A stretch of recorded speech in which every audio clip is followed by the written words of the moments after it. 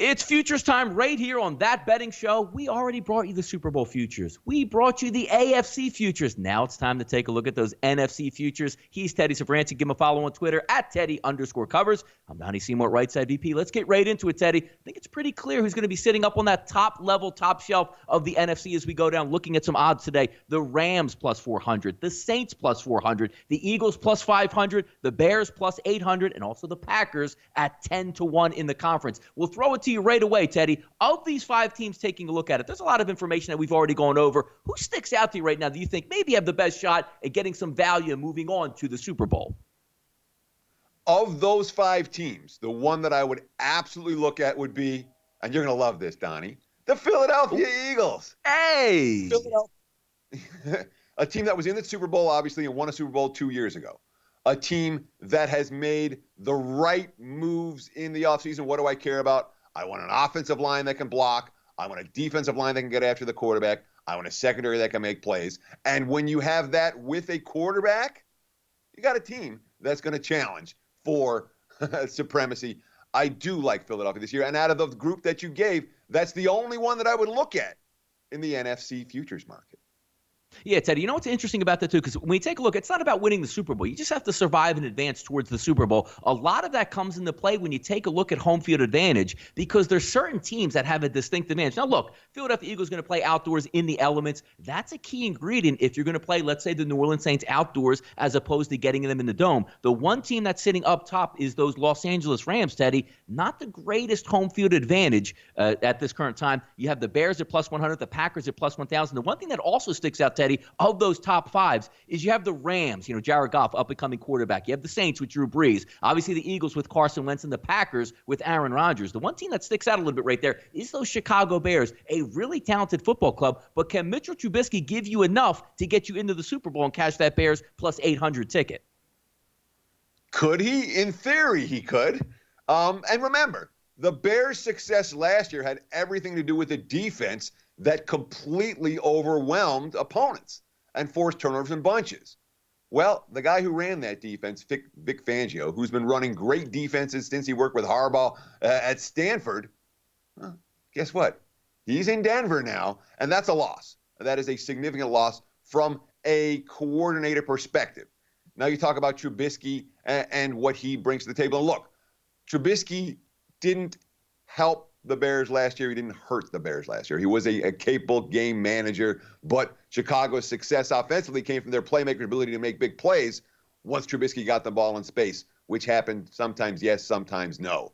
From a scheduling standpoint, though, the Bears really stand out. Last year, a much easier than average NFL schedule. This year, a tougher than average, much tougher. But in fact, the strength of schedule differential between last year and this year is as good. Chicago is one of the three biggest jumps in the NFL. That's a big concern for me. And again, please, for the love of God, do not look at any mainstream strength of schedule numbers.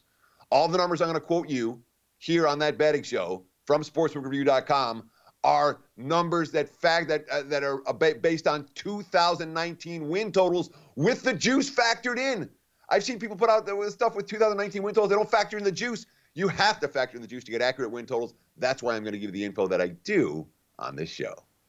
Absolutely. We'll see if the Rams maybe have a Super Bowl hangover. How do the Saints get affected by that bad call where they didn't make it to the Super Bowl last year? And, of course, how Carson Wentz is going to come back from injury leading the team as opposed to Nick Foles. Let's take a look at some of those second-tier teams here, Teddy, in the NFC. Talking about the Cowboys at plus 1,400. We know what they bring to the table. Very good running game. You're going to get some boosts back on the offensive line. We'll see if Dak Prescott can take that next step. And they also have a pretty good defense. Also looking at those Falcons, who always talented, but sometimes seem to come up a little bit short. And let's not forget about those Pete Carroll-led Seahawks with Russell Wilson quarterback. If we take a look at those odds, Teddy, Cowboys 1,400, the Falcons plus 1,400, and the Seahawks plus 1,600 here. Yeah, note how many teams we're talking about that are relatively live in the NFC. We haven't even gotten to the long shots yet, and there's a couple of long shots worth talking about. But certainly, amongst that group, the Atlanta Falcons stand out to me. They stand out like a sore thumb. A team that had a disappointing 7-9 record last year. Injuries galore. Ryan's healthy. We know what this offense can do when Matt Ryan has time to throw the football.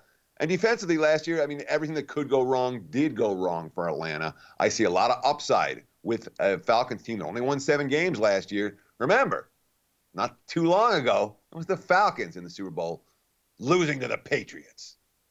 Yep, take a look at some of those long shots out here, Teddy. One team that I like to look at is those Carolina Panthers. If we saw it last year, and they got me a couple times, even on some over-unders. Cam Newton's shoulder injury, which they tried to downplay, was much more effective of his play than anything that we've seen in a while with banged-up injuries out of Cam Newton. Looking forward this year, gets a couple minor procedures done. We'll see if he can improve, because there's a lot of talk out of Carolina today that says, hey, look, he's got an improved motion, he got the surgeries done, his rehab is going well. We'll see if that takes place, but I do think they are a live dog at plus 2,800. Now, Teddy, there's a team out west there in your neck of the woods. I think you like a little bit of a deep long shot here with one of those teams out there.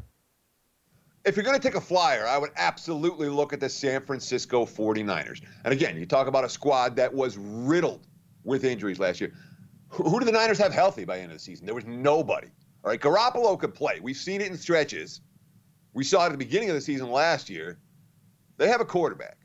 When you look at all the guys who got playing time last year and the makeup of the rosters, they're deep. They have a bunch of guys with experience.